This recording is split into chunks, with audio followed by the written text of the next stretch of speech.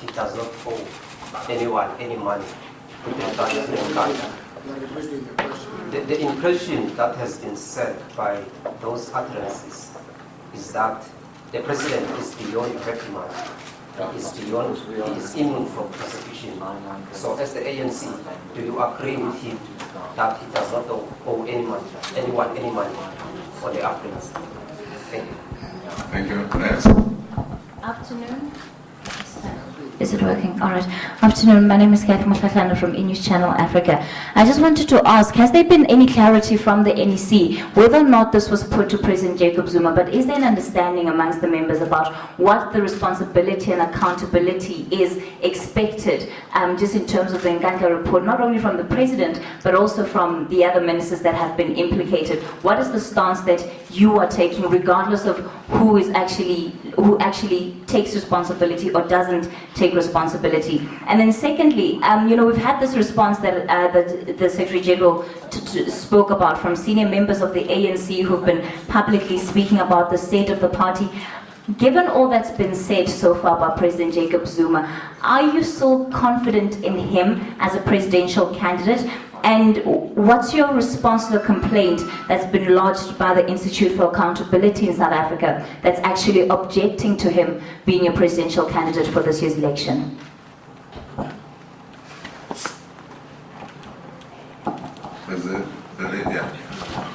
Hi, Philip DeWet from the Mail and Guardian. SG, I think it was 11 days ago when you said the ANC would organise a trip to Nkandla to invite South African in. What has happened to that? That was supposed to happen by the end of that week. And then the statement, as I heard you, says that the NEC expresses satisfaction at the responses and the work undertaken with regards to Nkandla. Can you tell us what work has been undertaken? I'm assuming that you're not referring to the SIU investigation that has not been completed. Was the NEC briefed on the work and the responses?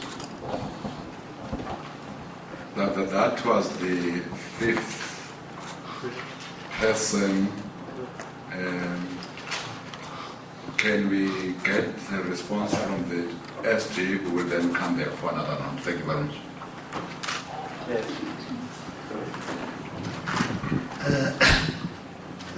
It is quite clear, Comrade Jackson, that the media expected us to spend a weekend discussing Nkandla. It didn't happen. All 5 questions about Nkandla, it didn't happen. We dealt with it. It was the shortest item on the agenda. The report of the public protector is available publicly. You can download it, you can read it. So it was not necessary for the NEC to make copies of the report and circulate, because it is freely available. So when you deal with leadership structures, you always make the assumption, reasonable so, that structures have read that report. And you also make assumption that the NEC members have read the interministerial testing report. That's the assumption. And our view is that, we're not disappointed with that, our view is that the big body of the NEC read both reports. So we don't need to table a report in the NEC, particularly that it is not a report on the investigation of the work of the ANC. And the next question was whether the president took the ANC into confidence. You see, Azra, one of the things that made us to take the approach that we are reporting to you is that when there are processes that are legal in Outlook, one of the things you avoid is to get into that space deeply, because your action may actually interfere with what will go on in the legal processes. And that answers the question of not taking journalists to Nkandla from Mail and Guardian. That because it became quite clear when we wanted to do that, that there were processes that were outstanding, there's the investigation of the SIU, there are pending cases that may refer to the Hawks, and there is the response and the report of the president must go to Parliament. And our view, in hindsight, we took it in that, listen, let's not interfere with that space, otherwise we may be interfering with that space in a way that incriminates a number of people. And that's the decision we took. Now, so what we didn't do is to say to the president, please report to us, because if we do so, we will be undermining a process that is ending on Wednesday. The 14 days are ending on Wednesday. The president is expected to take the report to Parliament by Wednesday and respond to issues. If we said give that evidence to us, we would actually be interfering with a very serious process, and we took a view that we should not interfere with that process. Now, the respect for public institutions, and somebody was asking the same question, linked that to what the Youth League said, more so the causes to me. So it was more causes, that was more crude on dealing with that matter. You should have followed that. They were called in, they all apologized publicly. Yes. They withdrew. Then they withdrew. Then they withdrew. Withdrawal and apology, I don't know what the effect is. It's the first time I hear journalists booing. I've never seen journalists booing. Now it's the first time, it's an experience.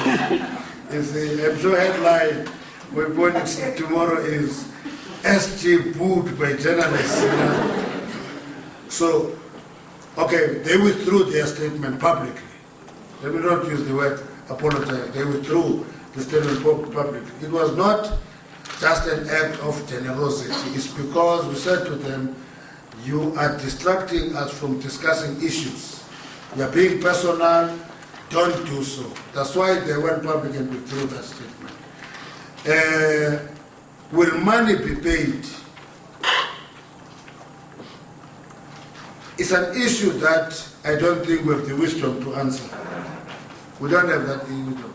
In our original position, we put it very clear and said, there are two reports here that make two different determinations. This is state institution. One says, if the state directed the movement of some of those facilities from point X to point Y, the state must take responsibility. One report says so. The other one says that is a benefit.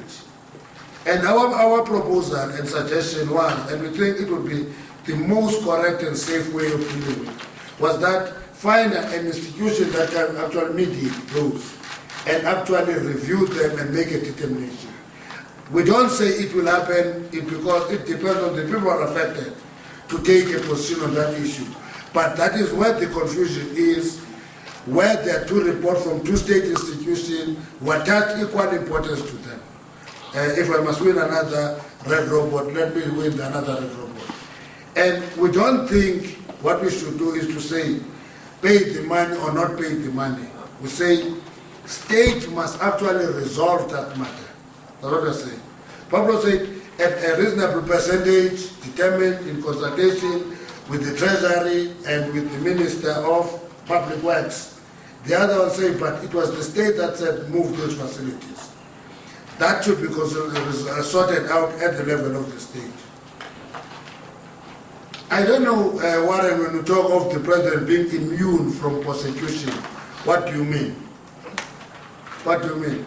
We're talking about the report of the public protector that talks about his private residence, which is elevated by many of you into a report about Zuma. There's nothing immune about that. Nobody has come to you and said, why do you think that this is about Zuma? Because there's a responsibility that goes to various ministers there. Nobody is interested in that. You are interested in whether Zuma is immune or not. And I don't think I should answer that question because it reflects deep-seated attitude rather than the factual situation of the report. You can take that on what the responsibility of public works is in running a project like that. What was the responsibility of the police in dealing with the security features and all those cluster of ministers that are there. It is actually a little bit problematic to think that, therefore, it is Zuma, the report is about Zuma, the report is about the Nkandla project, and it must be treated as such. Responsibility and accountability, who should take responsibility? Go to the report, you will see, if you read the report and not only read the findings, you find out that there are many pointers there of who should have taken responsibility for what aspect of the project. And that's what should be followed through in dealing with the report at the level of the state. Do we have confidence in President Zuma? When we elect a president, that president of the ANC is the face of the ANC in the elections. That issue is not up for discussion. Nor is it an issue for a referendum within the ANC. That is a factual situation. Is the president of the ANC elected by the 53rd National Conference of the ANC? He will be the face of the ANC. He is the face. He will be the face of the ANC into the elections. So, a question that asks confidence or no confidence, you want us to create a hypothetical situation and answer that question on the question of hypothesis. He is the president of the ANC. He is the face of the election campaign. He will be the face of the ANC into the 2014 general elections. And that's it. And therefore, the academic debate of confidence or no confidence is indeed academic. I don't think we should entertain it. Invitation of journalists, I've already answered that question. Thank you very much. Start that side. Yes, my chief. I will then just say on 26 to 9 June as well. Yes, Baba. Yeah, Baba. Yes, madam. In that order. Thank you very much. It's Alex from Eyewitness News. Ms. Mantashe, can you tell us, did the NEC make any kind of recommendation, order, request to President Jacob Zuma to account to Parliament? Because we haven't heard yet. You talk about the 14-day deadline, but I guess the blatant question is, will President Jacob Zuma account to Parliament within that deadline or at any point? The second question is, the Public Protector found that he violated the Executive Ethics Code. Did the NEC not discuss the fact that it now has a president who has been found to have violated an ethical rule governing his office and the Constitution? And then also you spoke about a legal process to separate the discrepancies between the two reports. Has the ANC gone any further with that, or is it just going to now look at the legal action that's coming out of KwaZulu-Natal? Thank you very much. Come again, I didn't hear that.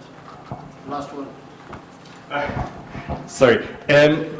Just in terms of the previous press conference that you held, there was talk about some kind of a legal process to separate the discrepancies between the two reports. That's the government report and Thuli Madonsela's report. Has the ANC gone any further with that? Or are you just monitoring the action that's been, or at least is looming, from the group and SATU in KwaZulu-Natal? Thank you. Thank you. Thank you very much. Conita Hansen from the New Age newspaper. My first question, Mr. Mantashe, has there been any talk, did you perhaps or anyone in the NEC meeting raise the discussion that former Defense Minister Lindiwe Sisulu should actually take some sort of the blame and for her particular role in the Nkandla debacle? And then just my second point is a bit of a comment. In Nelspruit, and I look at my notes here, Mr. Mantashe, you said that after that NEC meeting, you tabled the ministerial report to the NEC, and you will do the same at the NEC following the Public Protector's release of a report. So why has there been a discrepancy in the ANC's appreciation of one report over the other? Thank you very much.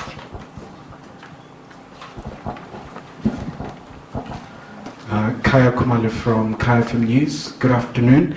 The very first question is concerning the senior cadres, whereby there will be some engagements. Obviously, those who badmouth the organizational structures. What sort of an outcome are you expecting on that? And with the latest development in Ukraine, are you perhaps calling for Russia to withdraw its encroachment? Thank you so much. Mahlatsi Gallons from SABC News. Mr. Mantashe, there seems to be a distancing of the ANC from what happened in the security upgrades at Nkandla to what government did. But at the end, the people that are the political heads that were supposed to oversee that process are people that are your senior members. And obviously, I'm sure you're also acknowledging the damage from both reports, from the interministerial report and also from the public protector's report, to the party in terms of its credibility, its appearance on whether it's fighting corruption and accountability. Is the ANC, or did the NEC at any point reprimand any, even including the ministers that were in charge? And are you not concerned about the continued damage on the organization on an eve of a fiercely contested election?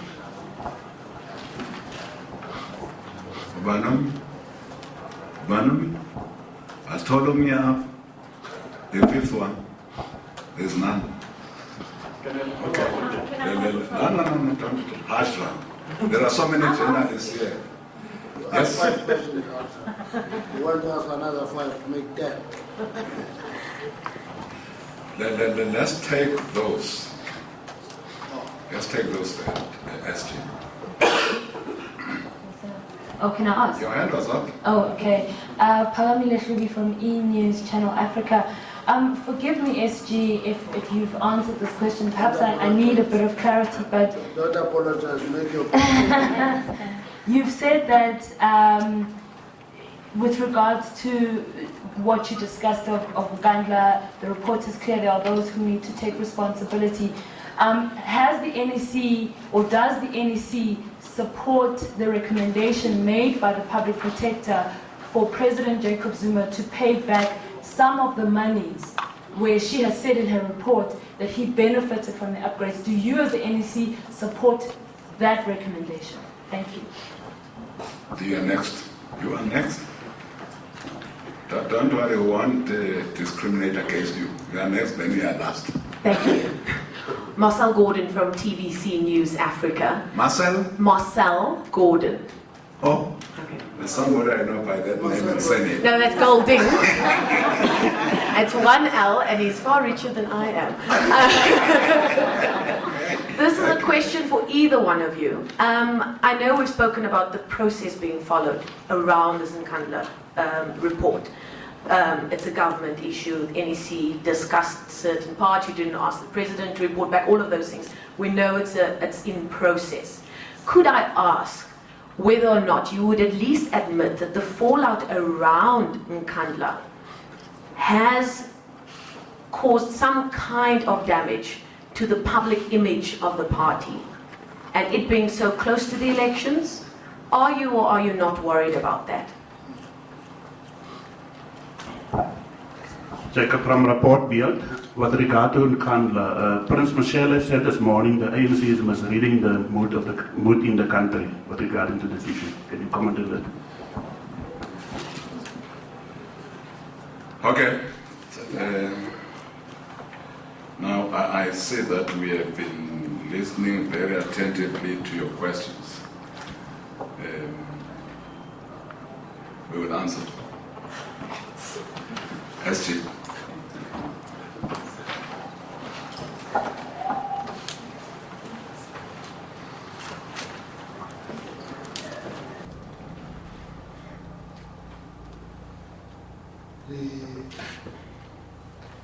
The NEC recommend that President Zuma come to Parliament. The public protector makes that recommendation. So the NEC wouldn't make any recommendation on those matters because we are not responsible for the investigation. And that's why we say we're giving space for the President to respond to the recommendation out of the report. And the deadline is on Wednesday. Now, I don't know whether there's an expectation that we should preempt those processes and run ahead, steam ahead of ourselves, and have our own report and our own recommendations.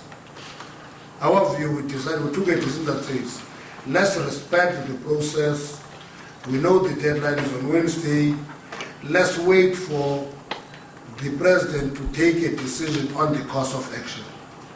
Now, your line of questioning suggests that we should say to the President, they leave that, just go ahead, do whatever is said in the report, irrespective of the consequences.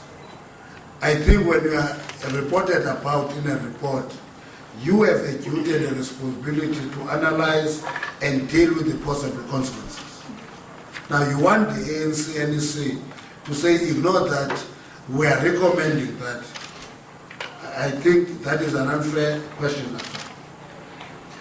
The review, have we recommended the review, or we depend on the group of SAT in KZN?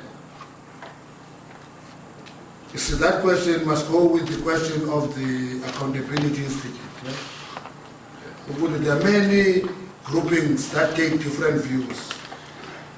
Once you isolate a particular view and say, are you depending on that, and ignore other groupings, to me you are communicating an attitude and a view that you hold as a person. Because here the group, they have different views on the report. They take different action. What do you want us to do? We have made that recommendation, but it is not for us to review. If we go and say to a court, please review these two reports, that court will not take us seriously because we're not cited in the report. The same applies to Minister Thuli. There was no discussion about Minister Thuli in the NEC. There was no such a discussion. She's not mentioned in the report. There would be no basis for her to be discussed in the NEC. So anybody who says there was a discussion about Minister Thuli taking whatever responsibility, that person imagines that. There was no discussion about Minister Thuli anywhere there. She is not mentioned in the report. She's not mentioned in the report. What would be the basis of discussing Minister Thuli? Why was the Public Protector report not tabled? It's because the time that lapsed between the release of the report and the NEC was long enough for people to read the report. If you take the time frame between the release of the ministerial team and the NEC, close same week, and therefore we have the NEC members to access that report. But with the Public Protector's report, it was released weeks before the actual NEC. So people had access to the NEC. There has been a public debate on the issue for all this time. That is where the difference is in terms of taking copies and tabling the copies. But the fact that we tabled a discussion on the Public Protector doesn't make us to treat one different to the other. That's why we have to deal with it and take a concrete decision on it.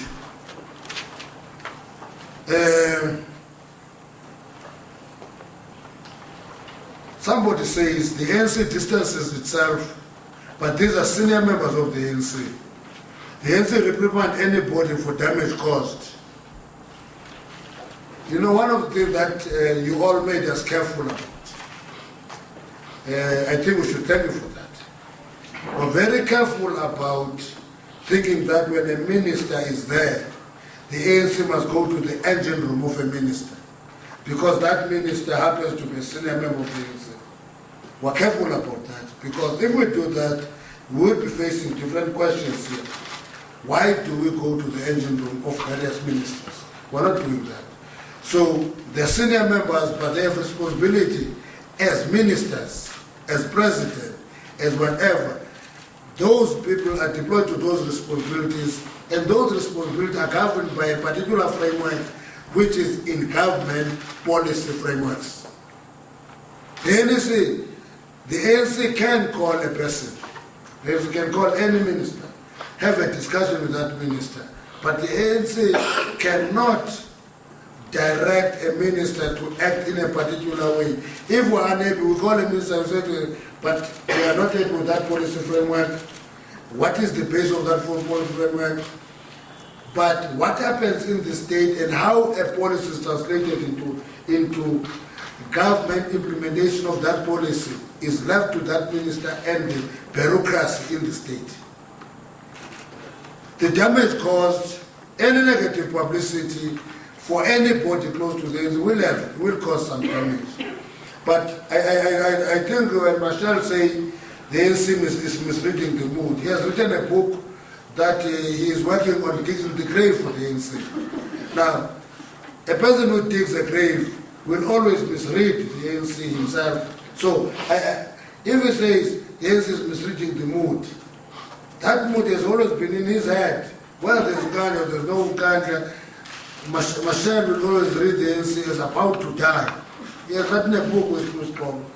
That is about to die, the fall of the ANC is falling apart. And unfortunately, it is not about to die. You see, many people predicted the death of the ANC, whether it is Malan, Vervoet, or Foster, or Botha, all of them have departed. The ANC is still on its feet. It's 102 years old. Now Marshall is joining the chorus, that's all. Does the ANC recommend payment? We recommend nothing. There are reports that deal with the matter. The ANC should not recommend. The ANC should monitor the implementation of the report. That's why when it was tabled, we made a statement that we are relieved that the report is out there. It is out there now. It must be debated. It must be implemented. Anybody who take any course of action must take that course of action with the intention of that report being finalized. And in that regard, the ANC is not doubtful that that report must be attended to. And that's why we say anybody who benefited there fraudulently or wrongfully must be pursued, that money must be recovered. And we selected those words carefully because we know that all of you will look at one individual, but I think there's a very strong chain of people who contributed in the inflation of the prices. Whether it is in Nkandla, the reason that we're dealing with this issue broadly in terms of policy pronouncement is because that is not the only project where the inflation of prices, and we think in our view, that is the main issue that we must be dealing with very aggressively. The question of inflation of prices, collaboration between contractors and project managers and service providers and officials and everybody in the chain. And we think in this case, that should be dealt with. Now, the last one, which is not Nkandla now. For a change. Yeah, only one, last one. Those who talk publicly. What is the question? What do you do with it? What is the expected end result of this interaction? The first thing is that we don't assume that ANC members deliberately cause harm to the ANC. We don't make that assumption.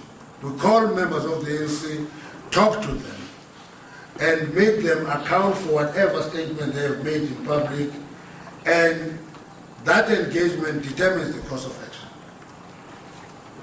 That's how we deal with them. So our assumption is that all of them stand up there, others are responding to each other. I've seen Margaret is talking to Ronnie this morning, and all those things. All of those cadres must be called to the ANC and say to them, listen, this thing here of talking publicly on all these issues negatively, you are not helping the ANC, you are causing more damage. That's our job. Then see what their reaction is, then that will determine the course of action.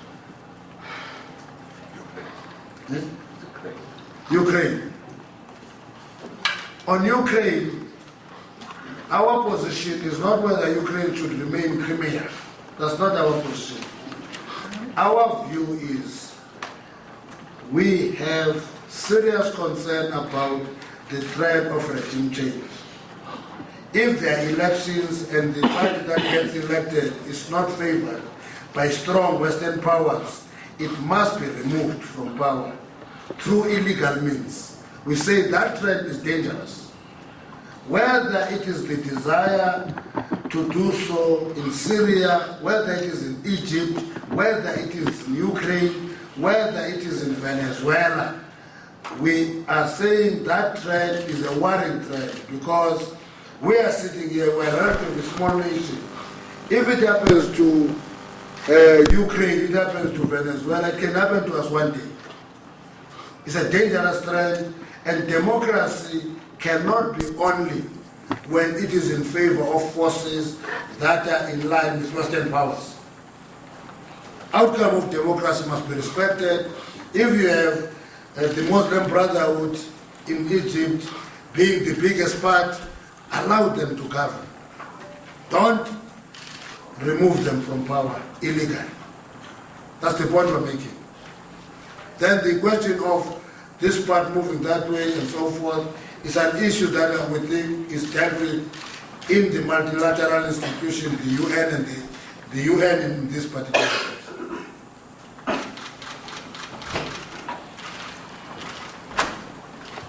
We are still here, we are not going anywhere. Last round. Yes, it is. Let's start with you. Hajra, yes. Natasha, you did. In fact, we start with you. Come to Natasha. All these second rounders will follow. Joe Brock with Reuters. Given the widespread criticism after the release of the Nkandla report, specifically, do you think it will have a damaging impact on the ANC at the election? Have you just come in now? That question is asked for the fourth time. Okay, fine. Natasha? Natasha from the Business Day. SG, can you give us an idea of the overview provided by the President? As a result, you told us that the NEC had affirmed and recommitted itself to high levels of public accountability and the protection of independent institutions. Can you give us a sense of that overview? And the second question is with regard to refining the immigration policy. Does the ANC have any idea when that would be concluded, that research and report back process? Thanks. Thank you, Natasha. We are back in this press conference now. Kathy Motlatlana from News Channel Africa again. Mr. Mantashe, when you speak about holding leaders of the ANC that are also in government accountable, you say that these are not issues that you necessarily discuss as the NEC. But because they're leaders who have their roots in the ANC, surely there should be a way that you as a party hold them accountable. There should be a certain set of ethics or codes that they're expected to live up to, particularly because in a case like this where leaders that are your leaders are seen to be mismanaging public funds or not dealing well with how they're managing government, it ultimately reflects badly on the party, and there just seems to be the impression that you're somewhat nonchalant about what they do in government and the level to which you can actually hold them accountable as a party, whereas the reason they're there is because you've appointed them as leaders within the party to begin with. Thank you for the lecture. Next.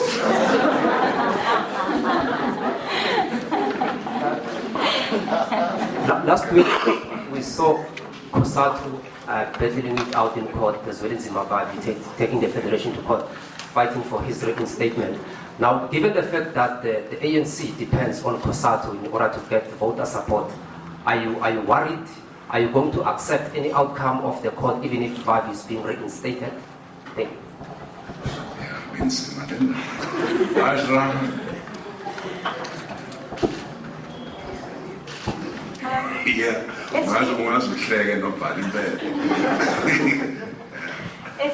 a little confused about the ANC saying it respects public institutions. I'm a little bit confused by the ANC saying it respects public institutions and wants accountability. when the President refused to answer most of the questions the Public Protector put to him on Nkandla. Ministers refused to answer most of the questions the Public Protector put to them. They lost documents. Now the NEC is allowing processes to unfold because of possible legal ramifications. So you're protecting individuals. The trip to Nkandla is cancelled because it may have legal ramifications. Is the ANC not saying it wants accountability and respect, but what its leaders are doing in government are very contrary to what the party is saying? We are coming to the end now. You'll be the last one.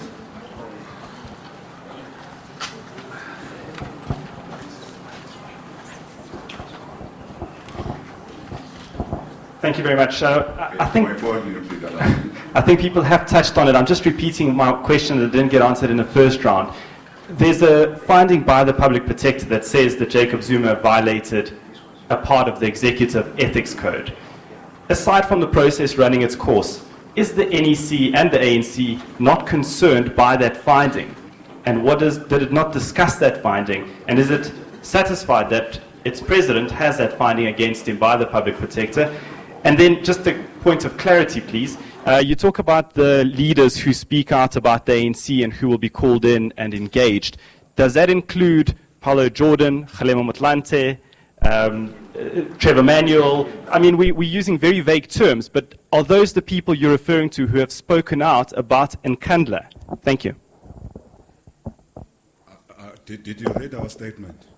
Just read it on that point, so that we speak the same language. Just read it. That will assist you, because we are saying nothing about Nkandla. Doesn't mention Nkandla. Who speak outside of the structures of the ANC when they can, by the way, but go into the public domain and speak negatively. That's the exact wording. Thank you very much. So probably we are too confused by Nkandla. Cesar. Muipon Malafane from the Sowetan. During the Nkandla discussion at the NEC, exactly what did the President tell the NEC? Did he explain himself with regard to what happened, and also especially on the findings of the Public Protector? Can I have a quick question just for you? Very quick question, very.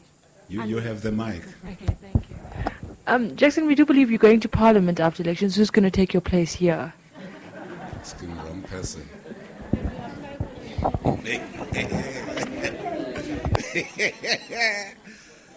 just before the SG comes, maybe let him come.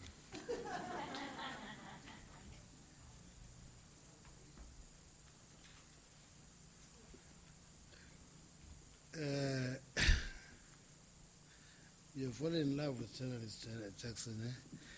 They love you. I'm not sure about that one. Now you're going to Parliament. There's going to be a problem.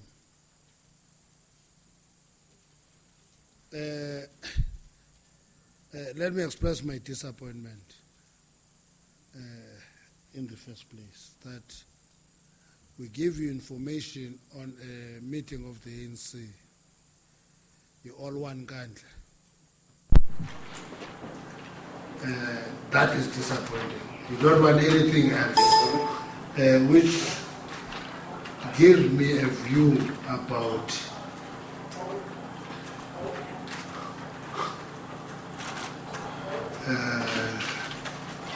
the quality of reporting.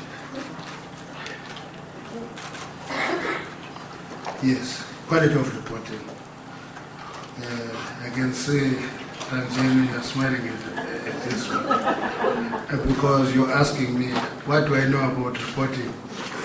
I'm the recipient of your reports. So that's what I know about reporting. It's because I read all the newspapers. If you walk in my office, you'll find all of them. Others, two that I don't read, I won't tell you which one. I normally put them aside when they come. But I read every newspaper. if we give you information about a range of issues that we discussed, including the elections, and journalists are not interested in that, they want Nkandla. And their preoccupation is what comes into question. What is the damaging effect? Now, when you ask that question 4 times, you are actually revealing that your desire is that it must cause a big damage. You are expressing it in question. You ask the same question 4 times. We answer it, we ask again, we answer it, you ask again, we answer it, we ask again. It causes a lot of confusion because it means you don't want an answer. You want us to say, really, we think that we are going to lose elections because there is Nkandla. Now, if that is the expectation, you will not get that answer. Because we don't think that is the issue. We don't think we're misreading, as Marshall says. We think that we're working very hard for the elections. And the results must reflect the hard work that is put into the campaign. And that work that is put into the campaign will be there. Whether there's an issue or there's no issue, it's elections, we're campaigning. We're out there every day. And we talk to our people, we explain these issues. Some of your preoccupations are not the biggest preoccupation of the people out there. You get preoccupied with particular issues because you have positioned your mindset such that you think that this is the only thing that is arrived, that is life begins here and ends on the same issue. Our people want their own houses. They want to get out of shacks into their own houses. They want water, they want electricity. They want decent life. That is their preoccupation. Your preoccupation is not their preoccupation. Now, public accountability means many things. It means to be open, to be questioned. If you are questioned and you are probed, you don't send special police to those people and say to them, why do you ask this difficult question to a president or a minister? Is that you accept it when they insult you, as is normally the case in South Africa, sometimes wrongfully. You move on. You don't send special branch to ask them, why do you insult a person in this office? So you are accounting for 2 issues. It means going back to the people, talking to them, walking in those streets, answering questions. It doesn't matter how difficult those questions are. And I think in that regard, that we do. When reports are released by the public portal or any other institution or the Auditor General, we don't put them on the shelf to gather dust. We respond to them. That's why when people ask us, violation on the Code of Ethics, what do you say about that? And the report of the public protector says many things, not only that thing. And it says you will respond within 14 days on those issues. Now you want us to say, now 14 days are immaterial, and we are making an assumption that the president will not respond within 14 days. What are you going to ask when he responds in 14 days? That is why I say your line of questioning is unfair, because those are the issues that come in the report, and the president is expected to respond within 14 days. That 14 days ends on Wednesday. Now, you ask us, what do we say about this violation of Code of Ethics? It is a matter of response that is in the report of the public protector. And my assumption is that I've never seen the President of the Republic, who happened to be a senior cadre, as you say, of the ANC, ignoring public protector's report. And that's why you find out that a number of ministers have been removed on the strength of a public protector's report. Now, what is this accountability and ignoring of the public protector's report that you're talking about? Are you assuming that this one will be ignored? And I'm saying, we said last time, in our media briefing. There is no intention on the part of the ANC to undermine or ignore the public protest report. What more do you want us to say? Yes. Now, and because of that preoccupation, the question is why involved with public statement? Are those the people who talk about Nkandla? No. People who talk in public do not talk about Nkandla in the majority of cases, by the way. They don't talk about Nkandla in the majority of cases. That's why I'm saying sometimes your preoccupation blurs your ability to get maximum impact of information given to you. And I think that is a problem for society. Now, research. The first thing that you do with research, you don't say, this is the time frame. You get a team that will do that research. That team, because it will be researchers, will look into the terms of reference and then say, because of the scope of the report, this is the estimated time frame of the research. You don't just say, please do the research, finish in 3 months' time. Not unless you want researchers to do desktop research.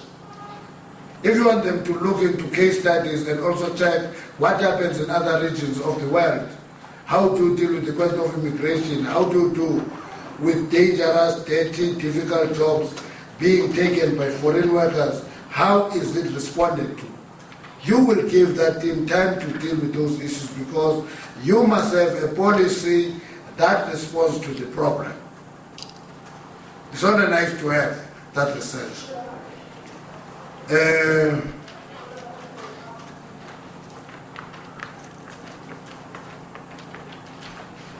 is this question of whether we hold these people to account. And the question is, one asks us, what did the president tell the NEC? When I was a councillor, that was the closest I came to government. A report like that was called a verbatim report. That you must come and give a verbatim report here of who said what in the NEC. It can't work that way. You can't give a verbatim report to a media briefing. We're giving you the essence of the discussions in the NEC and the outcome of those discussions, because that's why you ask questions like, what did you say about Minister Thuli? What was said by the president is when journalists depend on sources, and when they get information from sources, they take it as truth and only truth. They want to even raise the right hand, and so help me God. Half the time, sources mislead you. Half the time, sources mislead you because they want to tell you what you want to hear.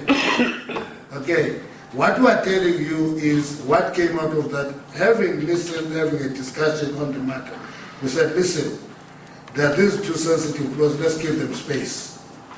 The president will respond in due course.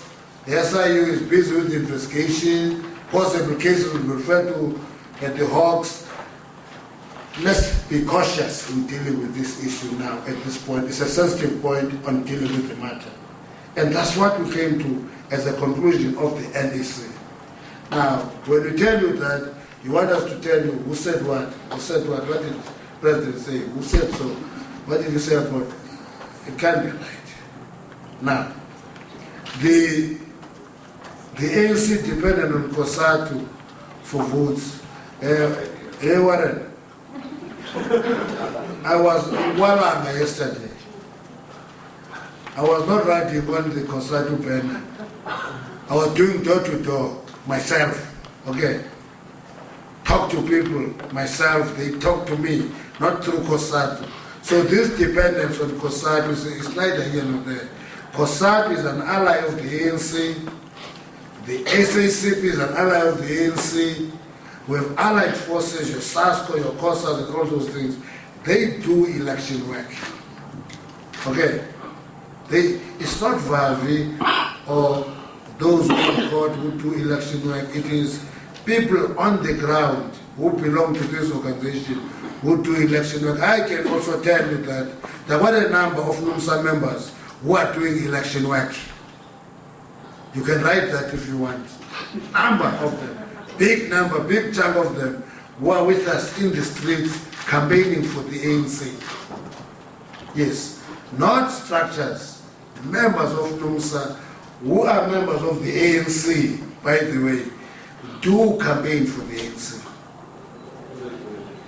Now, the last question is, it's an allegation, please, if it's not a question, that the president refused to answer questions from the president. I don't know which questions are these. The questions are in the report. Come again? The questions and the responses are in the report. They're in the report. You see, I don't know if it is refusing to answer questions or whether it's to deal with the issue. Let me give you the issue, for example, of violation of code of ethics. I don't know if any journalist took time to read the act quoted there and the section of the Constitution quoted there. I'm just leaving that to you. Please, don't just read the violation of code of ethics and stop there. Check the section of the act that is quoted and of the Constitution. Read it. And I can tell you, with my eyes closed, you'll find the book is off the mark. I don't want to get into that. So it's not my duty to do that. It is the duty of the teams that deal with that report who must deal with that. Section 140, Chapter 2 of the Constitution, read them. You'll see that they have nothing to do with what is in the report. And the opening quotation refers to an old case study of the United States. So it's up to you to go and do your research and read the issues, because I can say that to the majority of you, you will not question that report, because to you it's truth and only truth, so help me God. But we don't stop there. We do go and read what is this section. But it doesn't talk about what is in the report. What is this chapter in the Constitution? It doesn't talk about what is in the report. So it's up to you to do your work, your basic groundwork, and check the issues and check the facts. So we are leaving that to you, and teams that are dealing with that issue on behalf of people cited in the report, we don't want to tamper with that. Thank you very much. As you leave, please just read this part. It further noted that there are processes that need to be given a chance. Please, if you can just read that part before you accuse us of everything and anything. Again, when we jump in, you'll accuse us of contaminating government processes and state processes. Thank you very much. It was nice having you here as always. But you must not steal. Just ask for lightly.